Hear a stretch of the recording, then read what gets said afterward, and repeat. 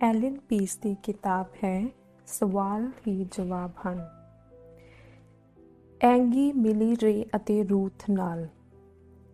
ਰੇ ਅਤੇ ਰੂਥ ਤਕਰੀਬਨ 25 ਸਾਲ ਦੀ ਜੋੜੀ ਸੀ ਜੋ ਹਾਲ ਵਿੱਚ ਹੀ ਆਪਣੇ ਨਵੇਂ ਘਰ ਵਿੱਚ ਰਹਿਣ ਆਏ ਸਨ।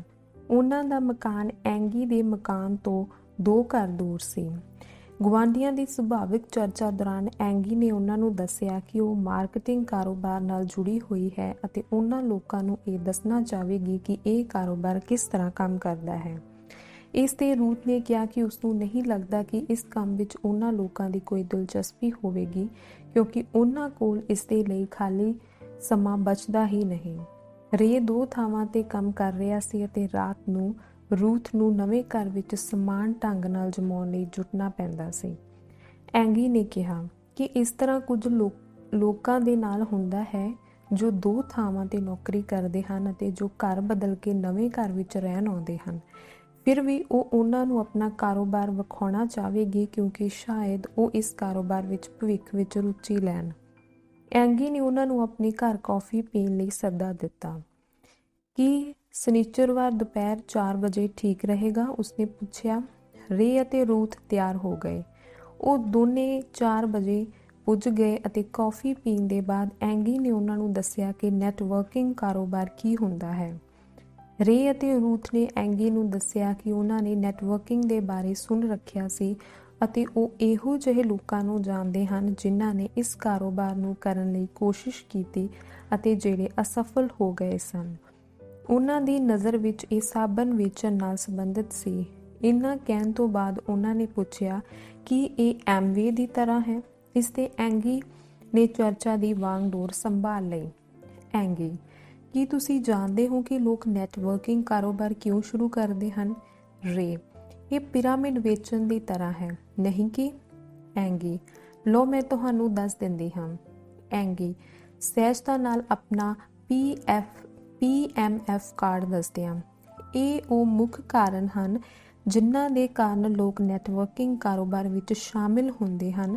ਤੁਹਾਡੇ ਪਹਿਲੇ ਨੰਬਰ ਦੀ ਪ੍ਰਾਥਮਿਕਤਾ ਕੀ ਹੋਵੇਗੀ? ਰੇ, ਸਾਡੇ ਲਈ ਤਾਂ ਇਹ ਆਰਥਿਕ ਸੁਤੰਤਰਤਾ ਹੀ ਹੋਣੀ ਚਾਹੀਦੀ ਹੈ। ਰੂਥ, ਦ੍ਰਿੜਤਾ ਨਾਲ, ਯਕੀਨੀ ਤੌਰ ਤੇ ਸਾਡੀ ਪਹਿਲੀ ਪ੍ਰਾਥਮਿਕਤਾ ਹੈ। ਐਂਗੀ, ਤੁਸੀਂ ਇਸ ਨੂੰ ਕਿਉਂ ਚੁਣਿਆ? ਰੇ, ਕਿਉਂਕਿ ਘਰ ਦਾ ਕਰਜ਼ਾ ਚੁਕਾਉਣ ਲਈ ਮੈਨੂੰ 2 ਜਗ੍ਹਾ ਕੰਮ ਕਰਨਾ ਪੈਂਦਾ ਹੈ ਅਤੇ ਰੂਥ ਵੀ ਓਵਰਟਾਈਮ ਕੰਮ ਕਰਦੀ ਹੈ ਤਾਂ ਕਿ ਜਦ ਅਸੀਂ ਇੱਕ ਪਰਿਵਾਰ ਦੀ ਸ਼ੁਰੂਆਤ ਕਰਨ ਦਾ ਨਿਰਣਾ ਲਈਏ ਤਾਂ ਸਾਡੇ ਕੋਲ ਇੱਕ ਸਹਾਰਾ ਹੋਵੇ ਜੋ ਸਾਡੇ ਕੰਮ ਆ ਸਕੇ। ਅਸੀਂ ਚਾਹੁੰਦੇ ਹਾਂ ਕਿ ਸਾਡੇ ਬੱਚਿਆਂ ਨੂੰ ਚੰਗੀ ਸਿੱਖਿਆ ਮਿਲ ਸਕੇ ਅਤੇ ਅਸੀਂ ਹਮੇਸ਼ਾ ਪੈਸੇ ਲਈ ਭੱਜ ਨੱਠ ਨਹੀਂ ਕਰਨਾ ਚਾਹੁੰਦੇ। ਐਂਗੀ, ਇਹ ਤੁਹਾਡੇ ਲਈ ਕਿਉਂ ਮਹੱਤਵਪੂਰਨ ਹੈ? ਰੇ, ਜਿਸ ਤਰ੍ਹਾਂ ਮੈਂ ਕਿਹਾ ਕਿ ਅਸੀਂ ਆਪਣੇ ਘਰ ਦੇ ਪੂਰੇ ਪੈਸੇ ਚੁਕਾਉਣਾ ਚਾਹੁੰਦੇ ਹਾਂ ਅਤੇ ਇਹ ਵੀ ਚਾਹੁੰਦੇ ਹਾਂ ਕਿ ਸਾਡੇ ਬੱਚਿਆਂ ਨੂੰ ਚੰਗੀ ਸਿੱਖਿਆ ਮਿਲੇ। ਰੂਥ ਅਤੇ ਮੈਨੂੰ ਕਦੇ ਵੀ ਇਹ ਸਭ ਨਹੀਂ ਮਿਲਿਆ। ਸਾਨੂੰ ਇਸ ਤਰ੍ਹਾਂ ਦੇ ਮੌਕੇ ਮਿਲੇ ਹੀ ਨਹੀਂ। ਰੂਥ, ਠੀਕ ਕਿਹਾ। ਮੇਰੇ ਮਾਂ-ਬਾਪ ਹਮੇਸ਼ਾ ਘਰ ਚਲਾਉਣ ਲਈ ਪੈਸਿਆਂ ਦੀ ਖਿੱਚੋਤਾਣ ਕਰਦੇ ਰਹੇ। ਅਸੀਂ ਨਹੀਂ ਚਾਹੁੰਦੇ ਕਿ ਸਾਡੀ ਸਾਰੀ ਜ਼ਿੰਦਗੀ ਵੀ ਉਹਨਾਂ ਦੀ ਹੀ ਤਰ੍ਹਾਂ ਗੁਜ਼ਰੇ। ਐਂਗੀ, ਜੇਕਰ ਤੁਹਾਨੂੰ ਆਰਥਿਕ ਸੁਤੰਤਰਤਾ ਨਹੀਂ ਮਿਲਦੀ ਤਾਂ ਉਸ ਦੇ ਕੀ ਨਤੀਜੇ ਹੋਣਗੇ? ਰੇ, ਅਸੀਂ ਉਸੇ ਕਿਸ਼ਤੀ ਵਿੱਚ ਹੋਵਾਂਗੇ ਜਿਸ ਵਿੱਚ ਸਾਡੇ ਮਾਪਿਓ ਸਨ। ਇਸ ਦਾ ਅਰਥ ਹੋਵੇਗਾ ਸਖਤ ਬਜਟ ਬਣਾਉਣਾ ਅਤੇ ਆਮਦਨੀ ਘੱਟ, ਖਰਚੇ ਜ਼ਿਆਦਾ ਦੀ ਹਮੇਸ਼ਾ ਦੀ ਸਥਿਤੀ। ਰੂਥ, ਆਪਣੇ ਬੱਚਿਆਂ ਨੂੰ ਚੰਗੀ ਸਿੱਖਿਆ ਦਿਵਾਉਣ ਲਈ ਕਾਫੀ ਖਰਚਾ ਹੁੰਦਾ ਹੈ। ਬਿਨਾਂ ਵਾਧੂ ਆਮਦਨ ਦੇ ਅਸੀਂ ਉਹਨਾਂ ਨੂੰ ਜ਼ਿੰਦਗੀ ਵਿੱਚ ਚੰਗੀ ਸ਼ੁਰੂਆਤ ਨਹੀਂ ਦੇ ਸਕਾਂਗੇ। ਐਂਗੀ, ਇਸ ਨਾਲ ਤੁਹਾਨੂੰ ਫਿਕਰ ਕਿਉਂ ਹੁੰਦੀ ਹੈ?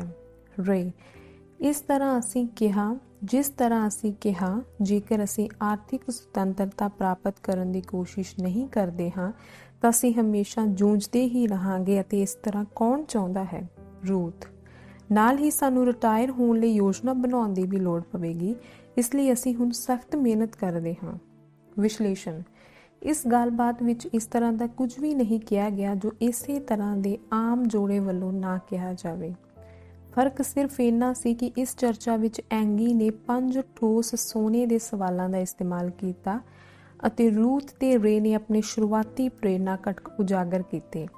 ਜੇਕਰ ਐਂਗੀ ਨੂੰ ਨਸੀਬ ਨਾਲ ਇਹ ਪਤਾ ਵੀ ਹੁੰਦਾ ਕਿ ਉਹਨਾਂ ਦਾ ਸ਼ੁਰੂਆਤੀ ਪ੍ਰੇਰਨਾ ਘਟਕ ਆਰਥਿਕ ਸੁਤੰਤਰਤਾ ਹੈ ਤਾਂ ਵੀ ਰੇ ਅਤੇ ਰੂਥ ਦੀ ਨਜ਼ਰ ਵਿੱਚ ਇਹ ਵਿਚਾਰ ਐਂਗੀ ਦਾ ਹੁੰਦਾ, ਉਹਨਾਂ ਦਾ ਨਹੀਂ।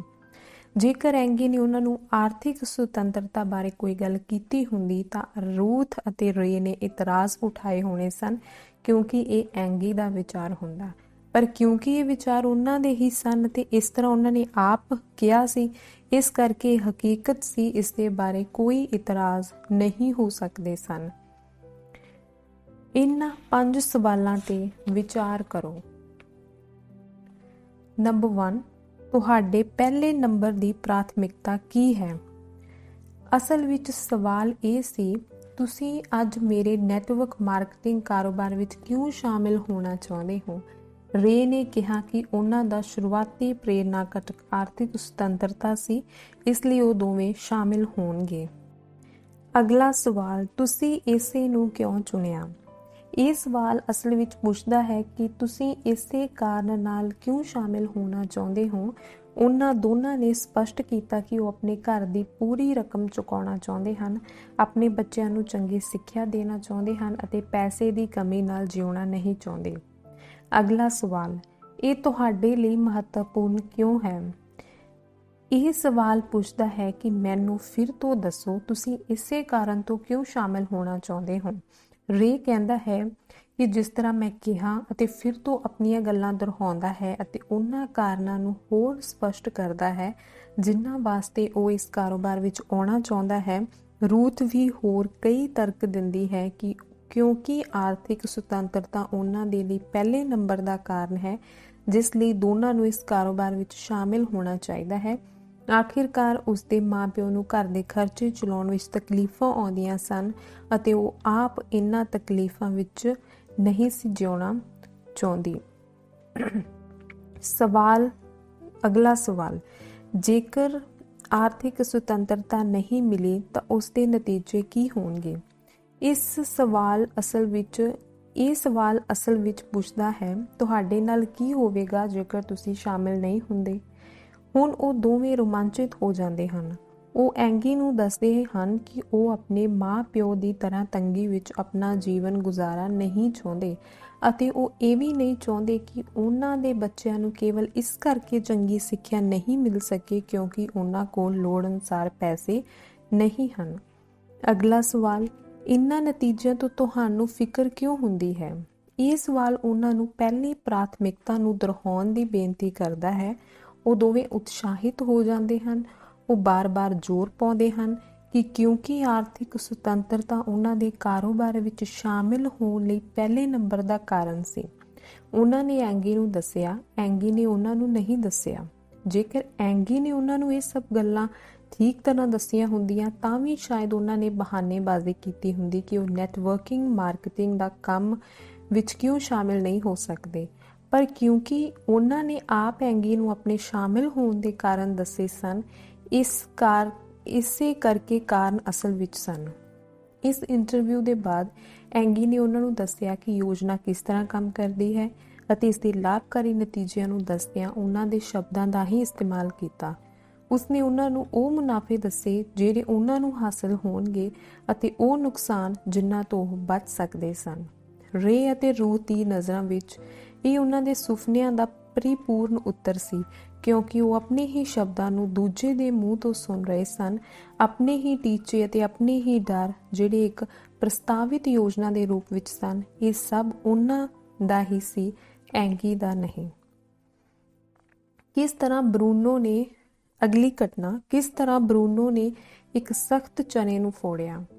ਬਰੂਨੋ ਇੱਕ ਇੰਜੀਨੀਅਰ ਸੀ ਜੋ ਇੱਕ ਐਸੋਸੀਏਸ਼ਨ ਕਮੇਟੀ ਵਿੱਚ ਹੋਰ ਇੰਜੀਨੀਅਰਾਂ ਦੇ ਨਾਲ ਕੰਮ ਕਰਦਾ ਸੀ, ਜਿਨ੍ਹਾਂ ਵਿੱਚ ਜਿਮ ਵੀ ਸ਼ਾਮਿਲ ਸੀ।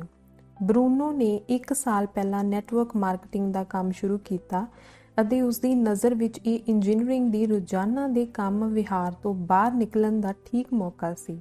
ਉਹ ਬੜੇ ਦਿਗਮੰਡਲਾਂ ਦੀ ਤਲਾਸ਼ ਵਿੱਚ ਸੀ।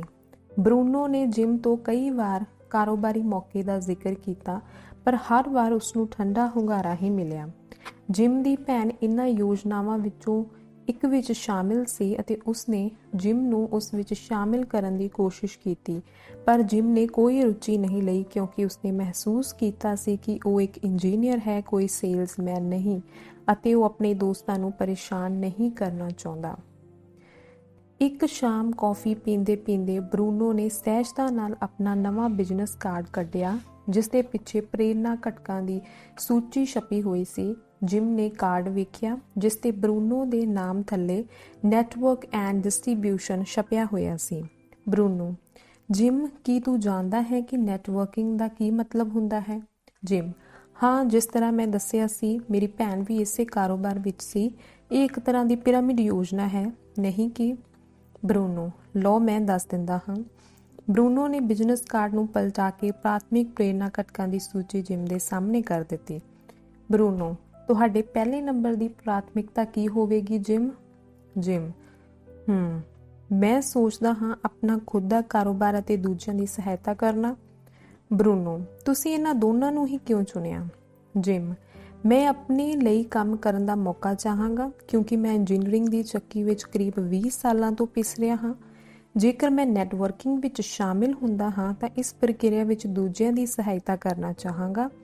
ਮੈਨੂੰ ਇਸ ਤਰ੍ਹਾਂ ਕਰਨਾ ਚੰਗਾ ਲੱਗਦਾ ਹੈ, ਇਸ ਲਈ ਮੈਂ ਇਸ ਕਮੇਟੀ ਲਈ ਆਪਣੀ ਮਰਜ਼ੀ ਨਾਲ ਕੰਮ ਕਰ ਰਿਹਾ ਹਾਂ। ਬਰੂਨੋ: ਇਹ ਤੁਹਾਡੇ ਲਈ ਮਹੱਤਵਪੂਰਨ ਕਿਉਂ ਹੈ?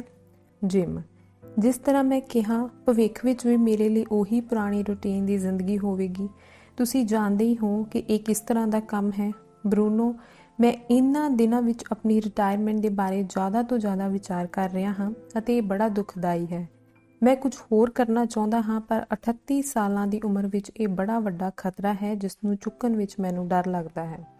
ਬਰੂਨੋ: ਚੰਗਾ, ਜੇਕਰ ਤੁਹਾਡਾ ਆਪਣਾ ਕਾਰੋਬਾਰ ਨਾ ਹੋਵੇ ਤਾਂ ਉਸਦੇ ਕੀ ਨਤੀਜੇ ਹੋਣਗੇ? ਜਿਮ ਬੇਆਰਾਮ ਹੁੰਦਿਆਂ ਹੋਇਆ: ਜਿਸ ਤਰ੍ਹਾਂ ਮੈਂ ਕਿਹਾ, ਉਹੀ ਪੁਰਾਣੀ ਰੂਟੀਨ ਜ਼ਿੰਦਗੀ ਹੋਵੇਗੀ। ਸਾਡੀ ਉਮਰ ਦੇ ਕਈ ਲੋਕ ਇਸੇ ਤਣਾਅ ਨਾਲ ਮਰ ਜਾਂਦੇ ਹਨ।